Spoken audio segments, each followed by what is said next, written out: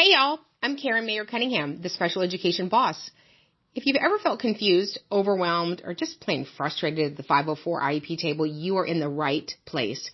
Every week, I'm breaking down the rules, the rights, and the realities of special education so you can walk into meetings informed, empowered, and ready to make real change. And whether you're a parent, a teacher, an advocate, a school-based member, or somebody who's just trying to do right by a student, this podcast gives you straight talk, real answers, and tools that you can use immediately. I'm not here to play politics. I'm not here to play sides. I'm here to train people who sit at the table and teach you how to follow the law, ask the right questions, and protect the rights of students. So go ahead and hit subscribe, share this with a friend, and you know what? Meet me back here every single week. We're not just talking about change. We're making it. Because when you know better, you do better. And when we get it right for the child, we get it right for everybody. Hey guys. Welcome. If we haven't met, I'm Karen Mayer Cunningham, Special Education Boss, training everyone that sits at the 504 IEP table to navigate and negotiate successful student outcomes. We're so excited about the Epic IEP. It's already had rave reviews. And I am just letting you know that my first order was 10, so I want to attend the summit 10 times. And I know I definitely will get that ability to do that. Listening to things over and over, as far as like in Special Education Academy, I'm always picking up little bits and pieces that I have not actually comprehended before.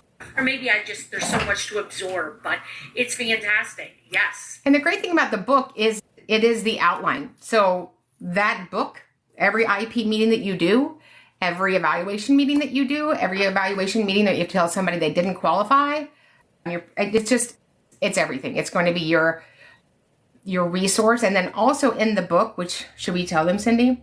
On the inside of the book, we have little QR codes. That's what the kids use today. And it will have ongoing resources, right? So once you have the book, and all the good looking people are going to get the book, so that's you. Once you have the book, that QR code, there's 3 QR codes in the first inside cover. It'll be ongoing resources. So we will get you reader's guide, templates that we use, how to file documents for open records, all the things that we use to be awesome sauce. Here's something that people really need to know.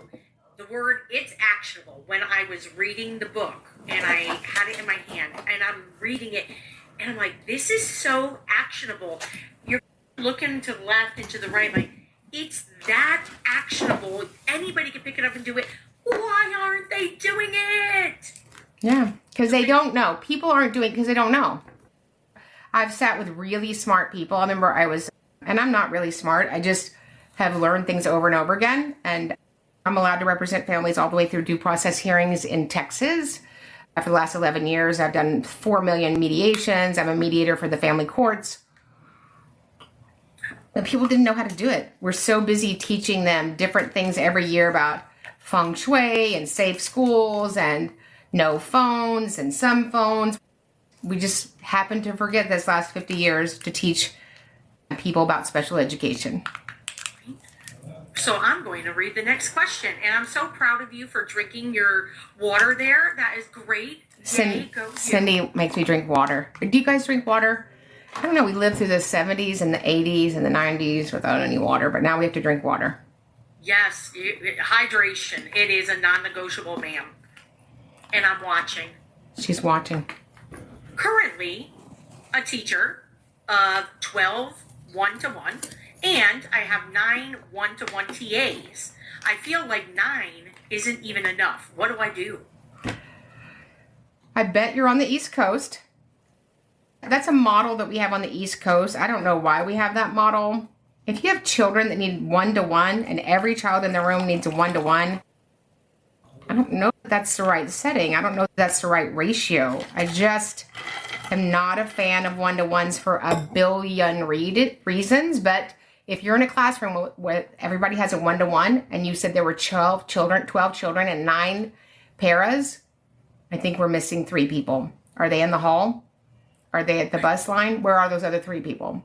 I have a kiddo that I'm serving in New Jersey. Let's hear it for New Jersey. And every kid has a one-to-one in this behavior class. And it's not the setting that this kiddo needs. But yeah, where do we put in our pre-order information? So you go order the book wherever you want to, Amazon, Books a Millions. Then you come back to the epic-iep.com and put in your information. Thank you guys for the orders. And it will release a picture of me that you can carry in your pocket all the time. I'm just kidding. It has an arrow around it. You're going to love it. Your business card, ma'am. It's a business card. I always have it. Yes. So, yeah, go put your information in at the epic-iep.com so you can get your bonuses. We'll put you in the, what is it called? The Epic IEP Book Club. You like a book club, don't you? Where I'm going to do trainings in there before and after it comes out. We also have upgrades for school districts or agencies that buy a large number of books and then want me to come and train them. So if you're interested in that, just go to the epic-iep.com/upgrade and you can look at those upgrade numbers and the extra bonuses that come with them. Your content helped us a bunch until we decided to homeschool. Life is easier now. Keep it up. Oh, thank you. I appreciate it. Our school has insinuated having a mental health evaluation on every student. What are your thoughts about this? Why would you waste money on stuff you didn't need to do? We don't do that. We don't do that. We evaluate children that have suspected disabilities who may be in need of special education and related services. 300.111. That's it. Do you have experience with Synergy? I don't know. What is Synergy? I saw that. It was like is that like a brand name of something? That's a great question. It's from the Scholar 2594 if it comes in on the bottom. Is that an energy drink? Good question. Well, I like an energy drink, Cindy. Yeah. Love the pink cup. Oh, boom, here's mine. Yeah. As a new process coordinator, teachers are not getting a copy of the IEP, and it really grinds my gears. Just want you to know. Thank you. Somebody said, is Cindy Googling it? Are you Googling it, Cindy? I normally would. However, I'm afraid that if I Googled it, I would. Yeah. Let me Google it. I'll Google it here. And it's a letter to Congress, but I will Google it while I'm learning, y'all. Oh, or maybe so she said Synergy is an IEP program. Is it a software? So here's what I think is funny. It's not funny, but most of the training that school districts get for special education are from vendors who are selling you something. That's interesting. Let me type this in on the great internet. Do you guys have the internet where y'all live? There's Gina. Say hi to Gina Whitsitt. We miss you, Gina. Oh, I love her new hairdo. I've seen it in a lot of her awesome videos. It looks epic. There's a letter? I don't know. A new hairdo? Yes. I'm going to need to see that, please. So shiny. Cute. Duties. So now that I'm trying to Google stuff while doing a live, I'm not doing that very good. Everybody say hi to Gina. Hi, Gina. So, of course, now I can't find it because I'm trying to Google it, but we will get that to you. Absolutely. Hey, I inherited it. I inherited an IEP student who is ED, has no services, not even social skills. What are your thoughts? What do I do?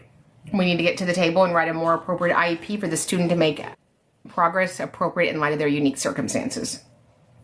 What adaptive score is needed to qualify for MID setting?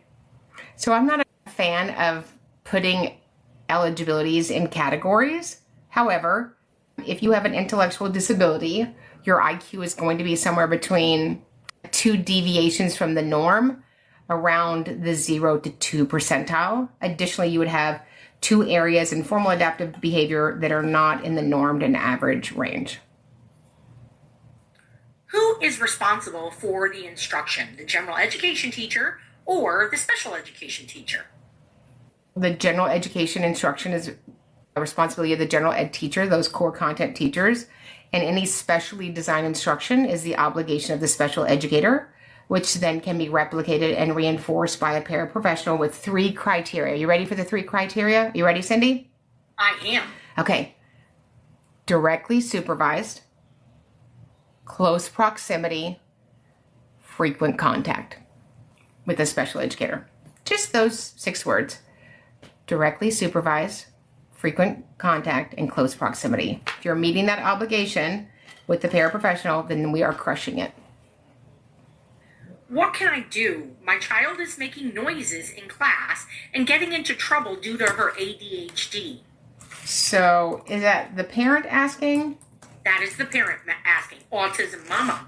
Yeah, so then we need to sit down at the table and figure out a way to intervene, right? If there's a characteristic for a disability that impacts her access to the general ed curriculum, then we need to write an IEP goal, maybe a support and a strategy to teach her replacement behavior. The school told me they make all medical decisions during school hours. They wanted me to override my doctor's notes. Thoughts?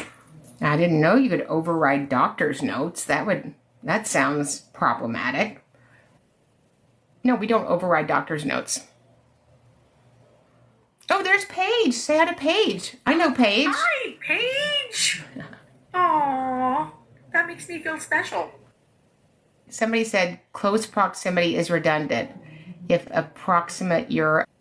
Oh, I don't know what the rest of it says. So it's not my words. They're the legal words in ESSA. They started out in NCLB, No Child Left Behind, which started in 2001. And then, of course, Obama authorized it as ESSA, Every Student Succeed Act, in 2015. So it says the definition of direct supervision is met when there is close proximity and frequent contact. So if proximate, you're already close. I know, but they had to write those 3 phrases, and people are still confused about what it means. They're like, yeah, I had a lady say the other day, I said, so if you're the principal and I'm the PE coach in the gym, are you supervising me? And this is what she said. Are you ready? Are you ready? She said, I am supervising everybody in the building. We need to have her run a daycare. If she can supervise 1,100 people and not see them, you are a superstar. What can she do lunch duty? She did the ugly face duty. She was tiny, so I think maybe she was just hungry. I think she just needed some chicken with the skin on it. Why do schools shy away from IEPs just because a child makes good grades? I think the bulk of it is poor training. Most people at schools were trained by their boss, their mentor, and their leader. And you would assume that person was telling you the absolute truth. And I think that they're telling you the truth that they've been told. We are working at the federal level, and we're actually working at the state level to change continuing ed requirements. There are more continuing ed requirements for people in the United States that change tires for a living than there are for special education. There is no requirement ever in any state that an educator ever get a continuing ed credit after they've graduated college. Ever. So you want the guy that changes your tires to know what he's doing for a living, right? Because it could impede your ability to successfully drive or be hurt, right? And we are working with the state right now. We have a great representative that is helping us write a bill so that part of your continuing ed hours must be a couple of hours for special education, but not ever having any, then that means we're all learning from somebody else with a good heart that we work with. My daughter struggles with organization and turning in assignments. What can I do for her to help her? We need to write an IEP goal to self-manage her disability, right? So there's lots of things that I do so that my day is successful. But nobody taught me that in school. If they'd taught me that in school, I would have done better in college, because I didn't know that you had to be organized in college. I didn't know that you had to get yourself up. I didn't know that you had to give yourself 30 minutes to walk across campus. I didn't have any of those like daily study skills. So I think those are things that we could teach anybody, but we can teach her a system that works with her and aligns with the characteristics of her disability. Oh, that autism mama said she does not have, for the noises the child is making in class and getting in trouble, she does not have an IEP or a 504. Oh, good news. We're going to get one. Just say, my friend Karen Mayer Cunningham said that you would help me get an IEP. I look forward to coming in and signing notice and consent. Just write that in an email if I've never met you. Just say, my friend Karen Mayer Cunningham said that you would help me get an IEP to enable my student to make progress appropriate in light of her unique circumstances. People use my name in emails all the time. I've never met them. I had a lady one time, the district is terrified of you. And I was like, because I trained so many people, I was like, remind me, when did I teach you? She goes, oh, you've never taught me. I just tell them that you're my advocate and you could come. I was like, oh, so threatening. I'm not opposed. Like, yeah, that's fun, right? You just tell people when we're starting the IEP, you'll give me 5 minutes, Miss Cunningham's parking, and then just watch all the color drain out of their face. I may or may not have done that. Just for fun. Just for fun. On a fun Friday. Or log in with your credentials accidentally to a meeting. Then see the blood drain from their face. Yes. Oh my gosh. How do you ask the district to evaluate for dysgraphia? They said they don't test for that. I don't want you to test for dysgraphia. I know. I don't want you to test for dyslexia. I don't want you to test for dyscalculia. I don't want you to test for any of the disses. I want you to test my student in all areas of full cognitive evaluation to include all 7 Gs, formal achievement to include reading, writing, math, OE, and LC, oral expression, listening comprehension. And if in fact they have any of the disses, dyslexia, dyscalculia, dysgraphia, then those things will show up in complete testing, because I would rather have the eligibility of a written expression than one of the disses. Because often with the disses, we don't get much intervention. So with an SLD, a specific learning disability, and there are 9, we're guaranteed specially designed instruction. Is it true that special education was moved from federal to the states? And if so, what does that mean? Why do I keep hearing this? Because it's more disinformation. So education is not a federal requirement. You do not have a federal right to have education. That's a state requirement. So states have always been required, have a duty for education. Federal laws are implemented because they're federal acts. So the Rehabilitation Act of 1973, Educating All Handicapped Children Act of 1975, those are all federal acts. Those are civil rights, and those are enforced at the federal level. So there is conversation, movement, allegations, I don't know, that special education is being moved to another department. And we can do a training on this because I feel like people need it. So the Department of Education oversees 13, or if you count sub offices, 17 offices. So the Department of Education oversees these federal offices. So those federal offices will not go away. If in fact, at some point there is no Department of Education at all, then all of those offices would go to another department. School psychologist told my son that college would reject him if he was in special education. Thoughts? I would tell her, I reject your spoken word ridiculousness. And I would say, I didn't know you had a crystal ball. My mom's is in the shop, not expected to be repaired. Well, there's a great book called Normal Sucks by Jonathan Mooney. It's an amazing book. I heard him present. He has ADD. You should go buy the book, Normal Sucks.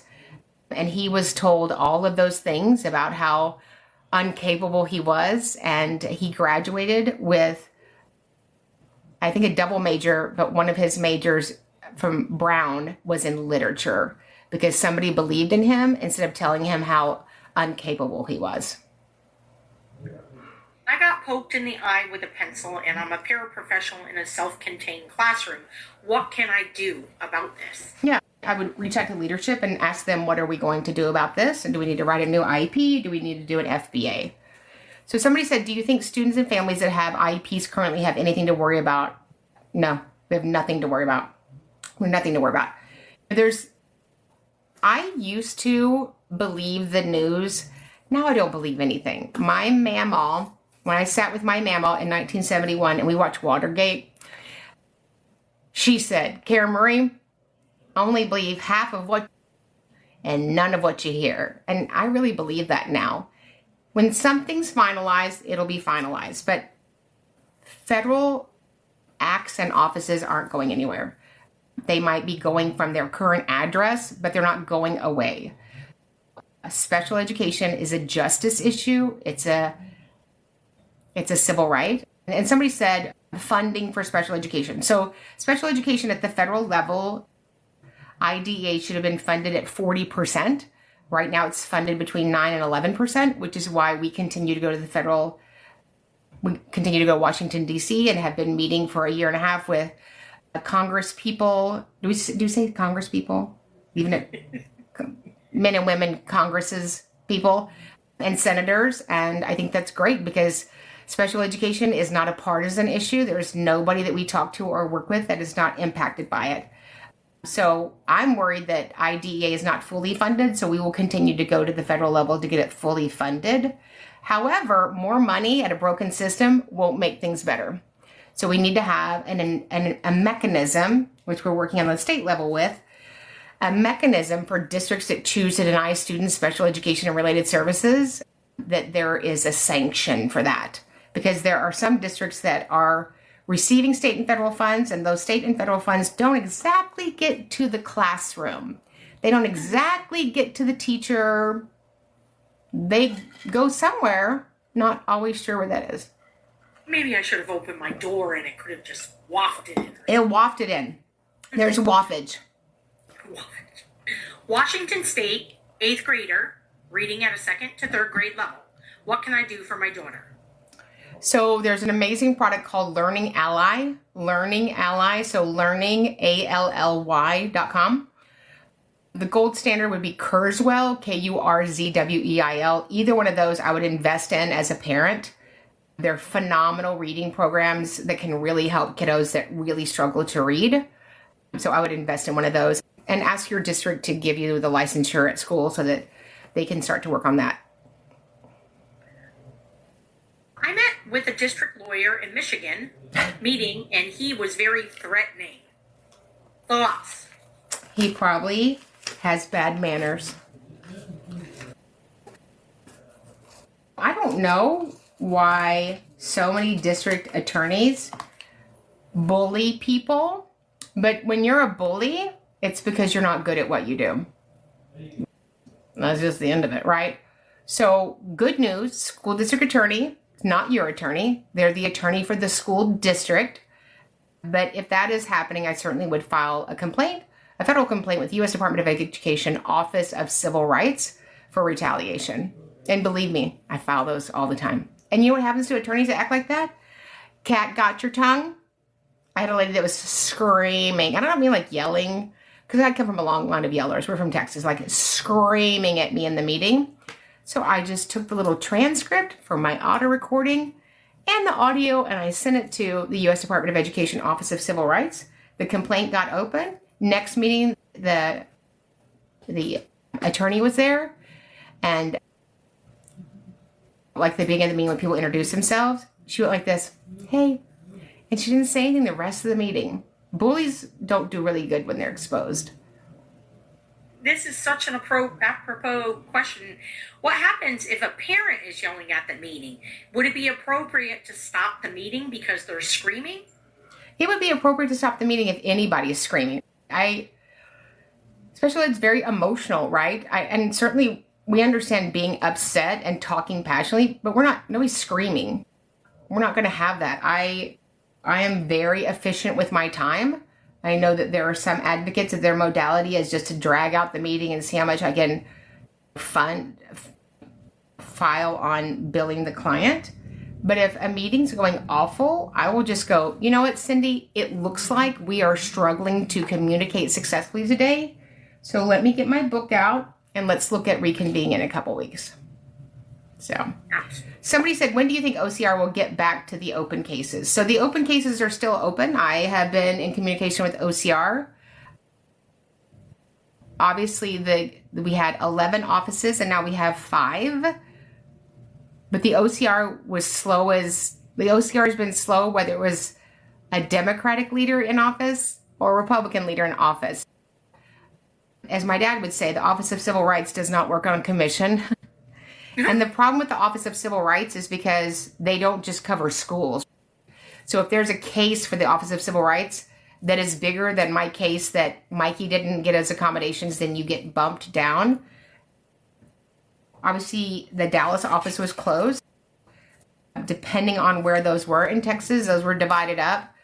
But I still am in communication with OCR, and I'm very thankful for the way that they do an investigation. I would love for OCR and IDEA go to the Department of Justice, because denying a child their civil rights is a justice issue.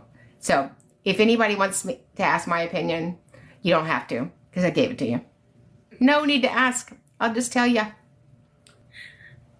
So it's crystal clear. I believe I need a lawyer. My special education son has been discriminated, restrained, disciplined, has referrals and suspensions. Thoughts? So in special education, I would get an attorney as your last recourse. A good advocate, and there are good advocates out there. Myself and my team, we advocate nationally.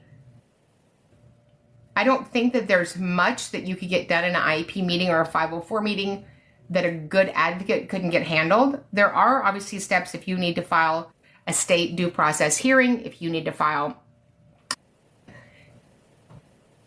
an appellate case, those sorts of things. But I would recommend that you do an attorney as the last step, because once you get an attorney, they get an attorney, and then nobody's talking. It's just the attorney's talking. However, what's best for your family is such a personal decision, not mine. But I would reach out to your state. Your state will probably have a list of attorneys in their state and or advocates that you could reach out to. My child has dyslexia, and the teacher refuses to accommodate for spelling. Help!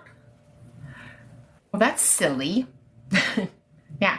So I would just put an accommodation. It's not about the teacher accommodating. We have to follow the accommodation. So I would say we need to have a meeting and get an accommodation added. No penalty for spelling errors. And so that goes on the accommodations a lot. Oh, and that mama just wrote in as well. The prior teacher did a multiple choice spelling test. That was better. Yep, I have heard of that. My spelling, though, is terrible. I still think there's an E in potato. And I don't care what you say, Cindy. In my potato, there's an E. Oh, maybe that E has, like, extra taste. Yeah. It's an exceptional potato. It sounds amazing. What do you do for a student that is in desperate need of taking a shower and the school will not do anything about it? How do we help this student? Yeah, so if that's the situation, I might ask for call an IEP meeting and just say that he has personal care needs. And we're always teaching a student to be successful in life. And right, that's one of the things that we have to teach students. We have to teach students without disabilities. I had 2 boys, and if I could have all the hours of my life back arguing with them about taking a 5-minute shower, I'd probably have another year back of my life. But I would ask for an in-home parent training evaluation so that if a child has a skill or needs a skill that needs to be executed and delivered and mastered in another setting, we can work on that. Should I ask for a behavioral assessment first because my kiddo is having redirection issues? Redirection issues don't require a behavioral evaluation. I'm asking for a behavioral evaluation because I've done everything that I know to do in the classroom to mitigate it, and we're not making any gains. But if there are other behaviors that are impeding his learning, then you might ask for an FBA, a functional behavior assessment, a psychological evaluation, consideration of counseling as a related service, a student interview. You can really open up that psychological evaluation. Can schools refuse to test students for a disability? I'm in a district that has refused Evans. So then you've been a witness to a crime. The federal law says that we evaluate children who have suspected disabilities who may be in need of special education and related services, which is why people need to join the academy, because all we train on is federal law. And the reason that people are not getting gains and movement in meetings is they talk about what they want and what they think that their kids should have. But until you are good enough at the meeting to back it up with federal law, expectations, and requirements, you may not be as impactful as you need to be at a meeting. Okay. My wife uses the spritz kind. Oh, gosh, that's funny. I just got a big package of dude wipes today. Do you guys know about dude wipes? Best thing. For big dudes, little dudes, all the dudes. Do you know about the dude wipes, Cindy? They should sponsor me. Oh, absolutely. And they're big, right? My son works and he has 2 full-time jobs and he's a professional bowler. And so a lot of times he's working and then going to bowl, which is a stinky thing to do. And so obviously he's not going to have time to go home and shower, but we love a dude wipe. It's better than giving a 15-year-old a package of baby wipes because they're not babies, they're dudes. Correct. And when you keep them in your car, they don't dry out. You know how some baby wipes you get dried out? These are fantastic. They're fantastico. This one's similar to the one that we just had. My son is having redirection, participation, distraction issues. We have an IEP soon. What do you think I should ask for or do for him? First, you want to make sure that you have the right eligibility. You want to make sure you have the right eligibility. Sometimes we have the wrong eligibility. And then what are the characteristics of that eligibility? So one of the reasons I want you guys to get the DSM-5, which we have on, just go to Special Education Academy, it's in our bookshelf, is it actually tells you the characteristics of disabilities.